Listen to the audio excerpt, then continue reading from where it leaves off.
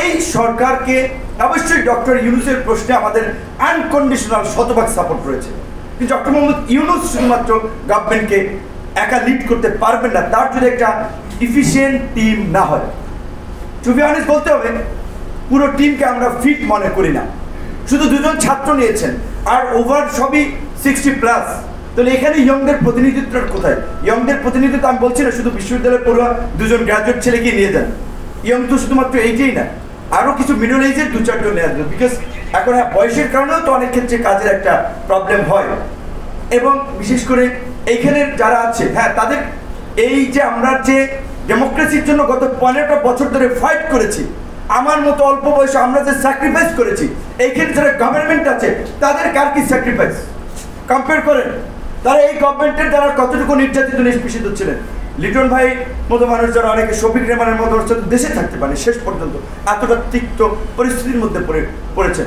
কাজে এখানে আমি মনে করি এইরকম লোককে এখানে অন্তর্ভুক্ত করতে হবে।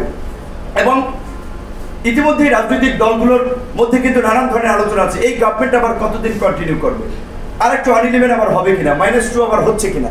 কাজে সেক্ষেত্রে রাজনৈতিক দলগুলোর সাথে যদি সরকারের সম্পর্ক না থাকে, আস্থা তৈরি না হয়, তাহলে কিন্তু পরিস্থিতিটা খুব ভালো হবে না, সামনের পরিস্থিতিটা। তাহলে এখন রাজনৈতিক দলগুলোর সাথে তো সেভাবে ওপেন ডায়ালগে যেতে হবে। এবং আমি মনে করি এই সরকারটাকে রাজনৈতিক সরকারের চেহারা দেওয়া যেত অন্তত। এখন প্রথমে 16 হয়েছিল, 17, তারপর 4 জন নিয়ে 21 হয়েছে, আরও 10 জন নেন, 11 জন নেন।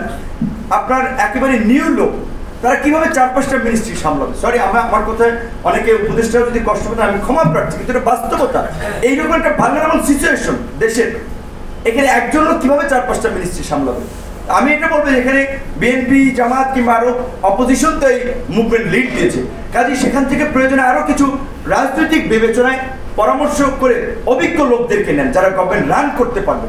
না হলে ইউনূস স্যারের হয়তো এখানে একটা বদনাম হতে পারে। আমাদের যেটা অনেকে এগুলো আলোচনা করছে।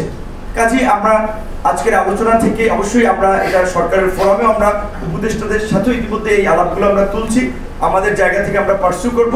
আরেকটি কথা বলে শেষ করব যে আমরা ইতিমধ্যে দেখতে পাচ্ছি হঠাৎ করে রাস্তাঘাটে ব্যাপক আন্দোলন হচ্ছে, বিভিন্ন কমিউনিটি তাদের দাবি দেওয়া নিয়ে। এত বছর ভাই, 15 বছর শেখ হাসিনা ক্ষমতায় থেকেছে, আপনারা কেন আন্দোলন করেন নাই? এখন একটা নতুন গভর্নমেন্ট আসছে, তাদেরকে তো সেটেল হওয়ার জন্য কিছুদিন সময় দিবেন। যমুনার সামনে প্রধান উপদেষ্টার বাসভবন 25 জন যে রাস্তা ব্লক করে থাকেন, কিংবা আপনার এইদিকে 1-150 জন রাস্তা ব্লক করে দিচ্ছেন। এই যে দীর্ঘদিন যে আন্দোলনটা চললো, যার বিপ্লবের এই সামনে একটা পরিবর্তনের বাংলাদেশ আমরা আশা করি, এর বেনিফিশিয়ারি আপনি, আপনার সন্তান, নেক্সট জেনারেশন সবাই হবে। তো এই গভর্নমেন্টকে কিছুদিন একটু সময় দেন। এখনই দাবি দেওয়া নিয়ে জিম্মি করে সচিবালয়ে ছাত্ররা ঢুকে যাচ্ছে। কেন এইচএসসি পরীক্ষা হবে না? কেন পরীক্ষা হবে না? ছাত্রদের পড়াশোনা করতে হবে। এখন স্কুল কলেজ খুলে গেছে, ছাত্রদের স্কুল কলেজে ফিরে যেতে হবে। আপনার নিশ্চয়ই মনে আছে, দেশ স্বাধীনের পরে 73-এ আপনার ছাত্ররা একবার অটো প্রমোশনের দাবিতে ঢাকা বিশ্ববিদ্যালয়ের ভাইস চ্যান্সেলরকে অবরুদ্ধ করেছিল। সে সময়ের স্বাভাবিক রাষ্ট্রপ্রধান হিসেবে শেখ সাহেব তখন ফোন করে তার কাছে দুঃখ প্রকাশ করেছিলেন, যে কারণ ছাত্ররা যারা ম্যাক্সিমাম ছাত্রলীগের নেতা ছিলেন বা সে সময় তিনি মুক্তিযুদ্ধের নেতা ছিলেন। তো কাজেই সেই ক্ষেত্রে সেই ছাত্রদেরকে অটো প্রমোশন দেওয়া হয়নি বিশ্ববিদ্যালয় লেভেলে। তাহলে এইচএসসি লেভেলে পরীক্ষা বাতিল করা কোনোভাবেই আমি মনে করি সঠিক সিদ্ধান্ত না। ছাত্রদের ট্রাফিকের কাজের এখন আমি মনে করি সামলানোর দরকার নাই, আর পুলিশ সামলাবে। হ্যাঁ, ছাত্র তরুণদের, আন্দোলনকারী তরুণদের, তাদের একটা ভাইব্রেন্ট কমিউনিটি তৈরি হয়েছে। তারা রাষ্ট্রের পলিসি, তাদের এই তারুণ্যের জায়গা থেকে, তাদের মেধার জায়গা থেকে এখন তারা পলিসি নিয়ে ডিসকাস করতে পারে, বিভিন্ন স্টেক হোল্ডারদের সাথে মত বিনিময় করতে পারে, অর্থাৎ গভর্নমেন্টের কাজের প্রতি একটা নজরদারি করতে পারে। সেটা উত্তম সিদ্ধান্ত। কিন্তু আমি মনে করি না যে এখন ছাত্ররা হসপিটালে যে অভিযান চালাবে, আপনার কোনো অফিসে যে অভিযান চালাবে, আর রাস্তার ট্রাফিকের কাজ ছাত্ররা সামলাবে। এটা ছাত্রদের যথেষ্ট হয়েছে, ছাত্ররা করেছে। প্রয়োজনে, জাতির প্রয়োজনে আবার ছাত্ররা নেমে আসবে। কিন্তু এখন ল অ্যান্ড অর্ডার স্বাভাবিক করে এই আইনশৃঙ্খলা পরিস্থিতি নিয়ন্ত্রণে আনতে হবে। সরকারের স্থিতিশীলতার জন্য রাজনৈতিক দল হিসেবে, নাগরিক হিসেবে আমরাও তাদেরকে সহযোগিতা করব।